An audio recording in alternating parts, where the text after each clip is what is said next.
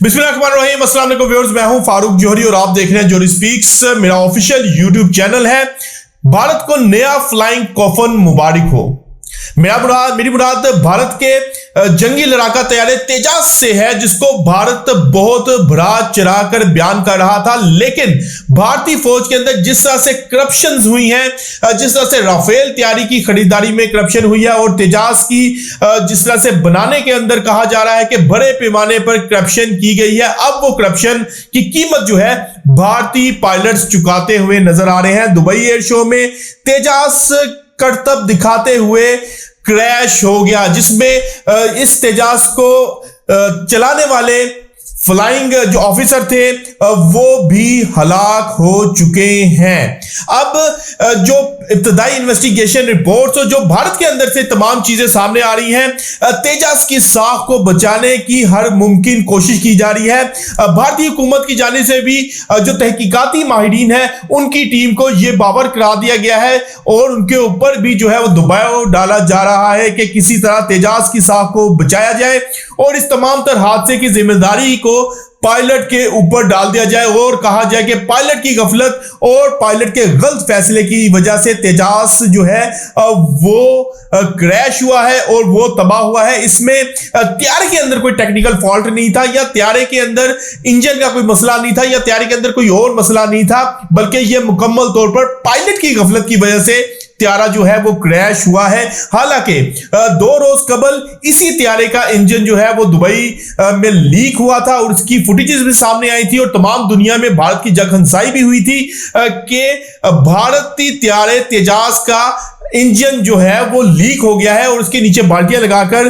जो ऑयल था उसको इकट्ठा किया जा रहा था। अब अगर तेजास के हवाले से बात की जाए तो 40 साल भारत ने इस प्रोजेक्ट के ऊपर काम किया। 40 साल से भारत कोशिश कर रहा था कि अपने मुल्क के अंदर कोई जंगी त्यारे जो है वो बना लिए जाए और जंगी त्यारों को ऑपरेशनल कर दिया जाए, लेकिन 40 साल के बाद भी सिर्फ 15 से 30 की तादाद में तेजास त्यारों को बनाया गया।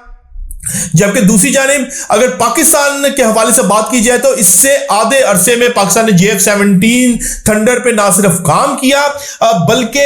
इसको मुकम्मल तौर पर ऑपरेशनल भी कर दिया और JF-17 थंडर का ब्लॉक 1, ब्लॉक 2 और ब्लॉक 3 भी मार्केट में आ चुका है, जो दुनिया भर की इस वक्त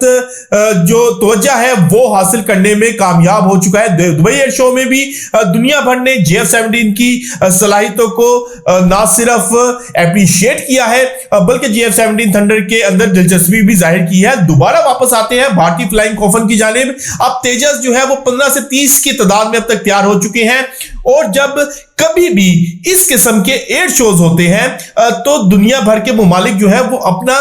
स्क्वाड्रन में से सबसे बेहतरीन त्यारा और सबसे बेहतरीन पायलट जो है वो इन एयर शोज में भेजते हैं। उस पायलट को भेजा जाता है जिसकी मुकम्मल तौर पर कमांड इस त्यारे के ऊपर होती है और जो मुकम्मल तौर पर माहिर तस्वुर किया जाता है कि वो इस त्यारे को चलाने में माहिर है और किसी किस्म की गफलत नहीं कर सकता। अब अगर भारतीय तेजास के जो 15 से 30 त्यारे तैयार किए गए हैं उनमें से सबसे बेहतरीन त्यारा ये था तो फिर बाकी त्यारों का क्या हाल होगा, और अगर सब में बेहतरीन पायलट ये था तो फिर भारतीय पायलट्स की जो तरबियत है उसके ऊपर भी सवालिया निशान उठ चुका है। उसके ऊपर भी बहुत से मामलात है जो उंगलियां उठनी शुरू हो गई हैं। भारत की इस करप्शन की गजब कहानी के ऊपर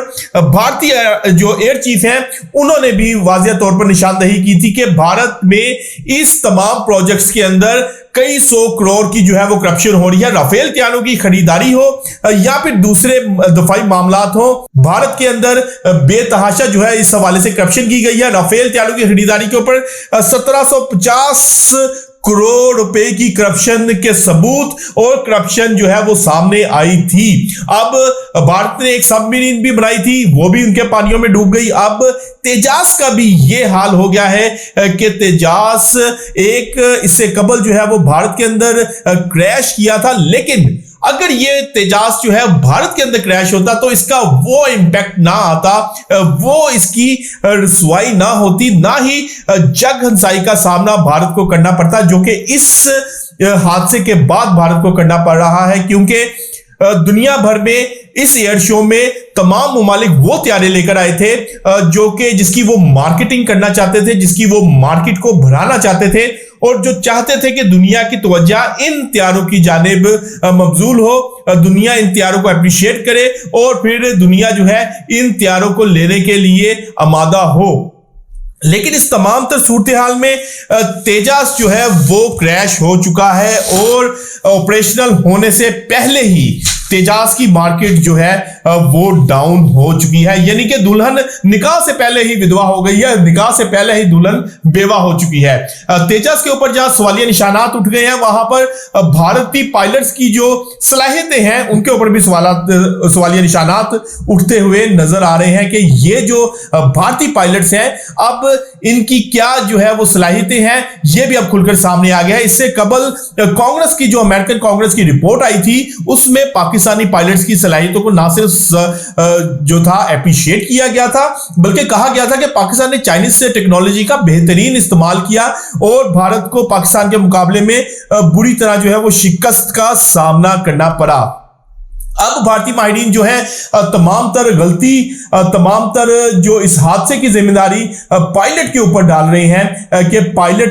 की गलती की वजह से तेजास तैयारा जो है वो क्रैश हुआ है, क्योंकि इतने लो जो है लो के ऊपर तैयारा जो है इस तरह से मनोवर नहीं कर सकता जिस तरह से उसको मनोवर करने की कोशिश की गई थी। लेकिन जो इब्तदाई इन्वेस्टिगेशन रिपोर्ट्स हैं जो पाकिस्तान के अदारों को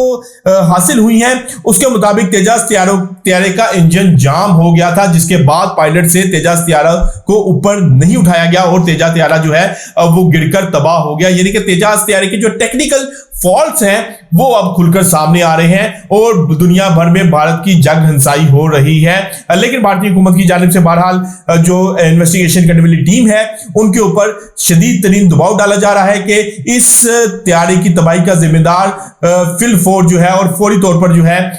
वो भारतीय पायलट को दिया जाए और भारतीय पायलट को ही इस तैयारे की तबाही का जिम्मेदार करार दिया जाए और तेजास की साख को किसी तरह बचा लिया जाए। लेकिन बहरहाल ये इस वक्त जो है सोशल मीडिया का जमाना है, अब भारत जो मर्जी कर ले, भारत के अंदर से आवाजें उठ रही हैं और मोदी के ऊपर भी इस हवाले से क्रिटिसाइज हो रहा है क्योंकि मोदी सरकार जो है वो डायरेक्टली इस करप्शन के अंदर मुलविस है और ये करप्शन मोदी सरकार करती रही है। तो व्यूअर्स, आज हमने तेजास के हवाले से आपको आगाह किया है कि तेजास किस तरह से गिरा है और तेजास के साथ क्या हुआ है, कि तेजास किस तरह से गिरा है और तेजास के साथ क्या हुआ है, और भारत ने जहां मिग-21 को इस वक्त ग्राउंड किया था और कहा जा रहा था कि तेजास को मिग-21 से रिप्लेस किया जाएगा, तो एक फ्लाइंग कॉफन को दूसरे फ्लाइंग कॉफन के साथ रिप्लेस किया जा रहा है। आज तक के लिए इतना ही। कल तक के लिए अपने मेजबान अपने भाई फारूक जोहरी को इजाजत दीजिएगा। अल्लाह हाफिज।